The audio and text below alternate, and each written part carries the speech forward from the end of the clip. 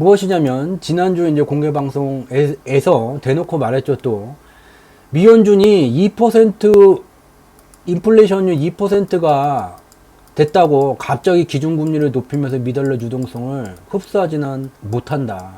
왜냐면 인플레이션율 2%가 달성되든 말든 이것은 중요한 것이 아니다. 미국 경제는 코로나19가 발생되게 되면서 실물 경제의 돈이 원활히 회전하지 않게 되는 현상이 나타나게 됐고, 이러한 돈의 회전 속도가 증가가 되면서 미국 경기가 부양되기 위해서 유일한 방법이, 통화의 유통 속도를 높일 수 있는 유일한 방법은 통화량을 유통 속도가 증가될 때까지 높이는 게 유일한 방법이다.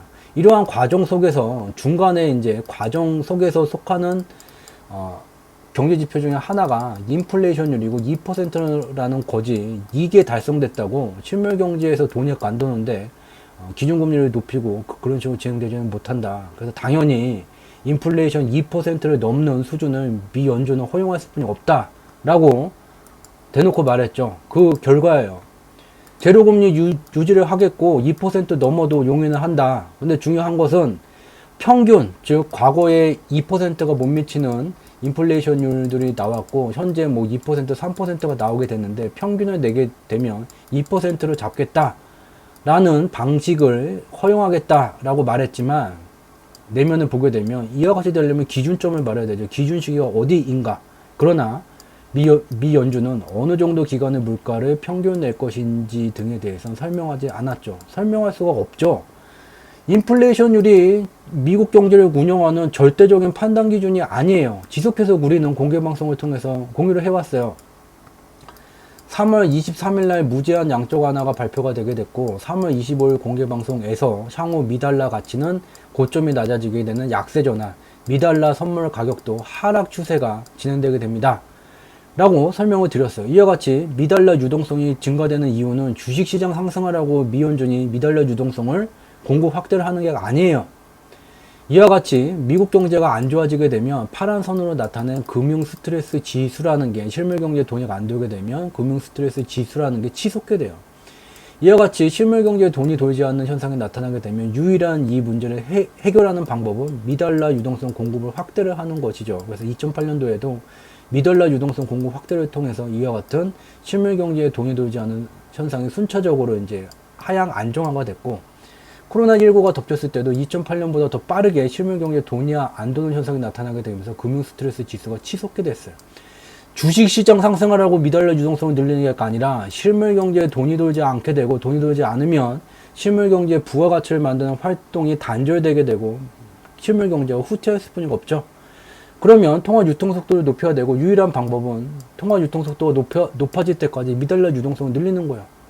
2008년도보다 더욱 단기간에 빠르게 미달러 유동성을 높이게 되면서 2008년도보다 매우 단기간에 이와 같은 금융 스트레스 지수가 안정된 상황이에요. 즉 미국의 부가가치를 만드는 주체인 민간 기업들은 원한다면 언제든지 미달러를 빌리는데 문제가 없고, 만약 개인도 원한다면 돈을 빌리는데 문제가 없는 조건이 미 연준에 의해서 갖춰지게 됐고, 이러한 과정 속에서 3월 23일 날 무제한 양적 완화라는 게 나온 것이지, 주식시장을 상승하기 위해서 유동성으로 주식시장 대세 상승하라고 미 연준이 미달러 유동성을 늘리는 것이 아니에요. 미 연준은 금융시장은 순위로 따지게 된다면, 어떠한 정책이든 우선순위가 잘못된다면 아베 신조가 말한 것처럼 금융시장은 순위에서 상위 순위에 속하지를 못해요. 실물 경제가 상위 순위에 와 있고, 여러 가지 실물 경제의 단상을 조율하는 경제 지표들 중에 인플레이션이 상위 순위에 와 있지를 않아요.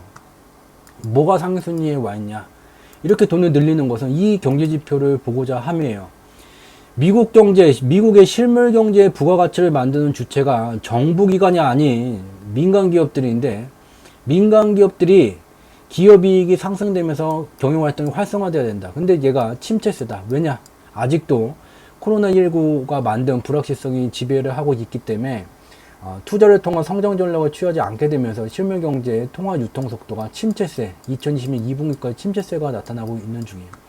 미달러 유동성을 늘리는 이유는 얘가 위로 개선세가 나타나게 되고, 통화 유통 속도가 더 증가되게 된다면 실물 경제에서 민간 기업들이 투자를 통한 성장 전략을 취하는 그 시절이 도래했음을 의미하게 돼요. 이러한 경제 지표의 변화를 보기 위해서 미달러 유동성 공급 확대를 하고 있는 것인데, 얘가 인플레이션율이 2%가 되건 3%가 되건 4%가 되건 돌아서지 않는다면 지속적으로 미달러 유동성 공급 확대 기준을 유지할 수뿐이 없다는 거죠. 미국 경제에 돈이 돌지 않는 현상의 주된 원인은 여전히 세계 코로나19 감염 속도가 가속 중이에요. 2020년 2월에 중화인민공화국 중공의 실물 경제를 멈춰 세웠을 때 코로나19 감염 속도, 2020년 4월에 미국, 유럽, 중동의 실물 경제를 멈춰 세웠을 때의 코로나19 감염 속도보다는 현재 감염 속도가 좀 둔화된 상태이기는 하지만 여전히 감염 속도가 가속 중이기 때문에 주요한 기업들은, 아주 돈이 많은 대기업 몇몇 기업들을 빼고는 투자를 통한 성장 전략으로 전환될 수가 없고, 그렇기 때문에 미달러 유동성 공급 확대를 함에도 불구하고 통화 유통 속도가 쉽게 개선세로 전환되지 않고 있는 상황이에요. 이러한 상황 속에서 지속적인 미달러 유동성 공급 확대에 따라서 주식시장을 포함한 주요 금융시장이 상승이 지속되게 됨에 따라 이제 미국의 월가도 논쟁 중이에요. 주요한 사람들은, 야, 닷컴 버블 1999년에서 2001년 이때 이제 닷컴 버블이 붕괴되는 그 시기와 비슷하게 조만간에 이제 버블이 붕괴될 것이다 라고 주장하는 사람들이 있는 반면에, JP 모건은 최근 보고서를 통해서 최근 상승 랠리는 닷컴 버블 때와 달리 강력한 실적이 뒷받침되고 있다, 오히려 투자 확대를 권고를 했어요. 상반되는 두 개의 의견, 무엇이 맞고 두 개 다 아니라면 어디까지가 참이고 어디까지가 거짓인지를 살펴볼 필요가 있죠. 하나의 의견은 실체가 없는 상승이기 때문에 버블이다. JP 모건에서 말하는 것은 실체가 있다. 그렇기 때문에 투자의 비중 확대다. 숫자로 표현된 경제지표를 보면 되죠. 여기에 노란색으로 나타나는 게 미국의 산업생산, 설비투자 경기를 대표하는 산업생산. 얘는 이제 기존 부동산 경기를 대표하는 기존주택 판매 경기예요. 코로나19가 덮치기 전에 보게 되면 미국의 경제를 견인하는 부문은 설비투자 경기가 아니라 부동산 부문이었어요. 그리고 코로나19가 덮친 상황 속에서도 부동산 부문은 코로나19가 덮치기 전 수준을 넘어서게 되면서 코로나19가 만든 특수한 환경 속에서 미국 경제를 여전히 버텨주고 있는 든든한 부문은 설비투자가 아닌 부동산 경기라는 것을 볼 수가 있어요. 실체가 없는 상승이라고 말하는 사람들은 이와 같은 설비투자 경기를 기준으로 바라보고 있다는 것이고, 실체가 존재합니다, 투자 비중 확대입니다, 실적이 무지하게 좋아지고 있습니다 라는 JP 모건의 관점, 부동산 경기를 바라보고 있다는 거죠. 근데 우리가 두 개 중에 어떤 것을 바라봐야 됩니까? 코로나19가 덮치기 전에 미국 경제를 비롯한 대부분의 국가 경제를 성장을 견인하는 핵심 성장 동력은 부동산 부분이었다. 현재도 주요한 국가의 경제를 폭망하지 않도록 뒤에서 버팀목이 되어주는 것은 설비투자 경기가 아닌 제조업 르네상스가 아닌 부동산 경기라는 것을 볼 수가 있죠.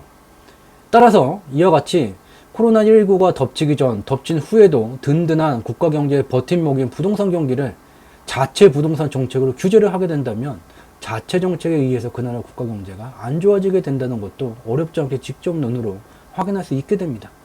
어떤 상황까지 와 있냐? 미국의 부동산 경기예요.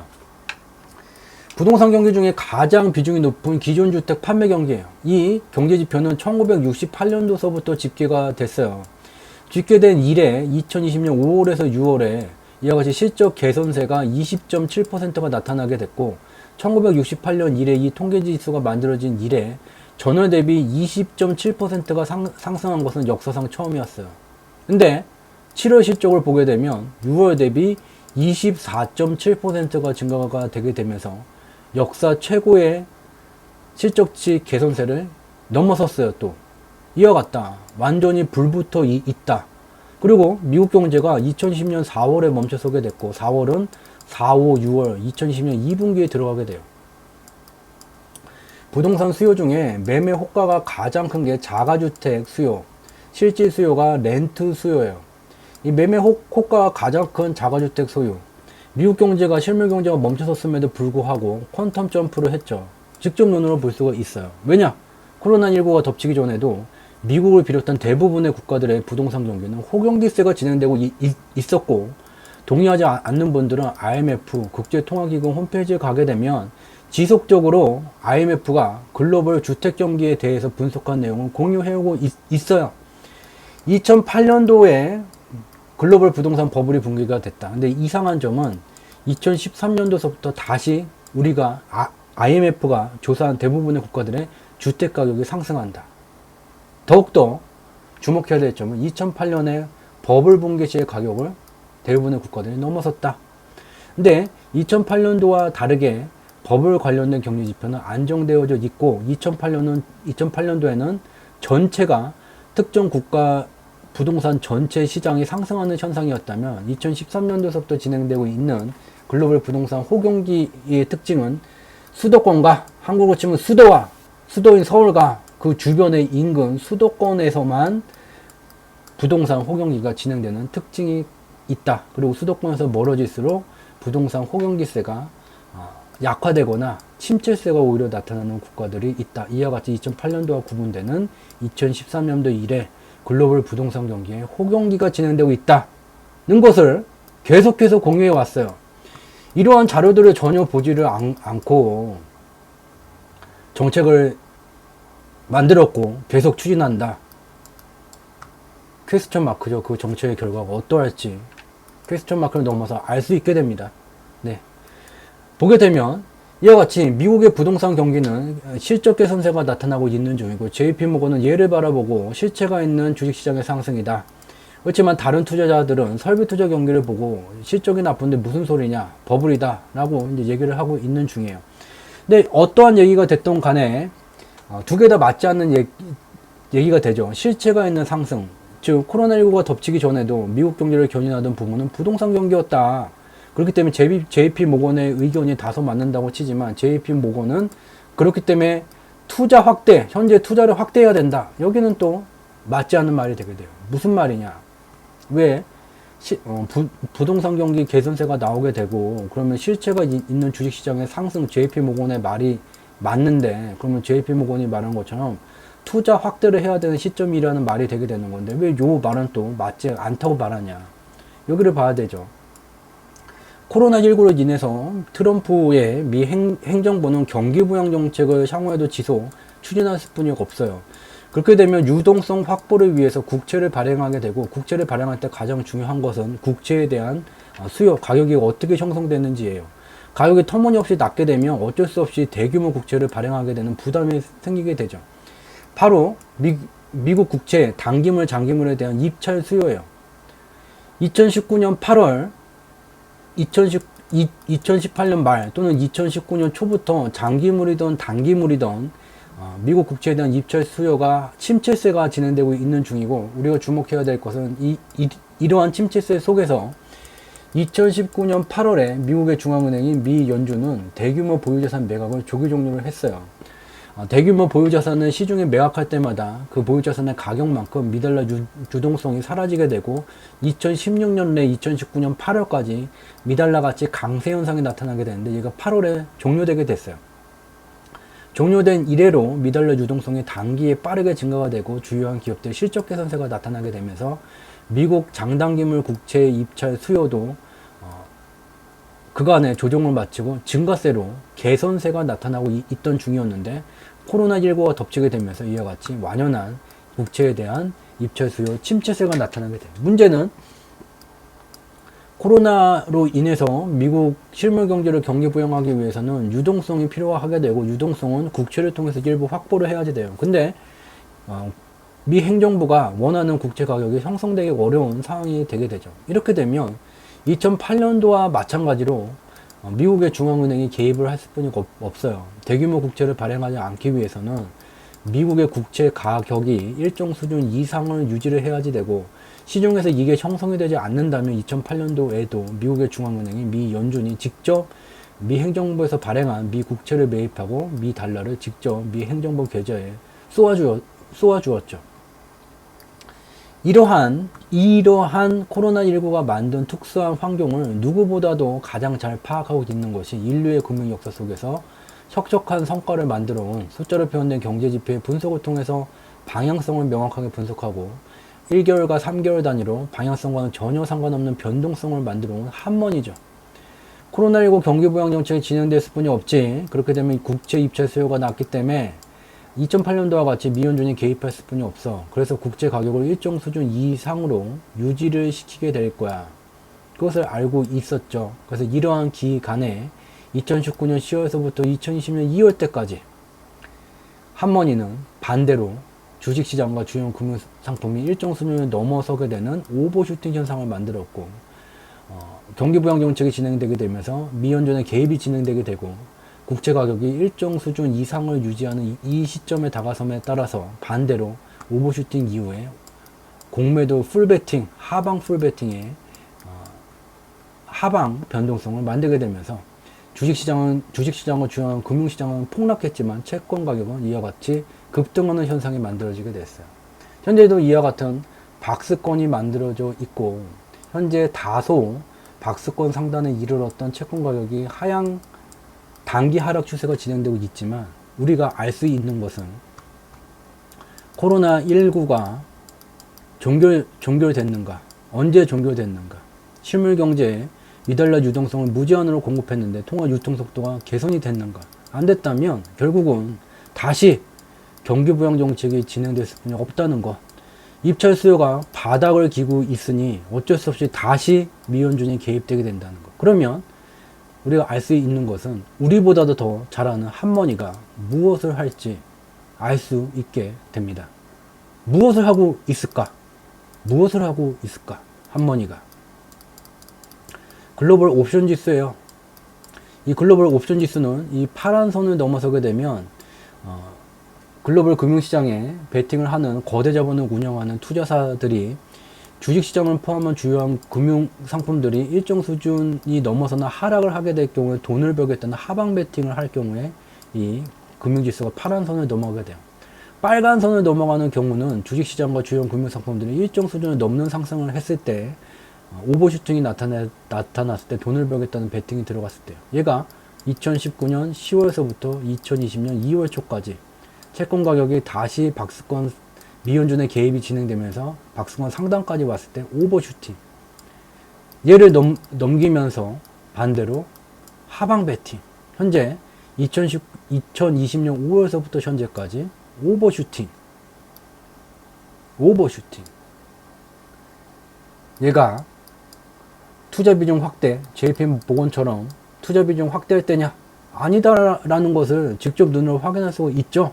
그럼 다시 궁금해지는 것은, 야, 그러면 얘가 여기로 가게 되면 버블 붕괴, IT 버블 붕괴, JP모건이 틀리고 버블 붕괴가 맞는 말이네. 아니죠? 공개방송을 통해서 계속해서 공유해 왔어요.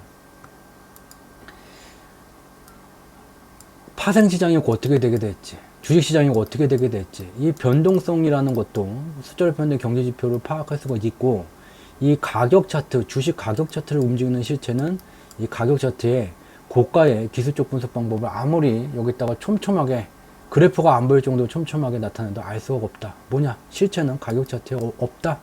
바로 경제의 방향성을 수렴하게 되는 특징을 갖는 것이 금융시장이기 때문에 경제의 방향성을 설정하는 정책을 바라볼 수뿐이 없고, 그러한 정책의 단상을 숫자로 표현된 경제지표의 원인과 결과 분석으로 검증할 수 있게 된다.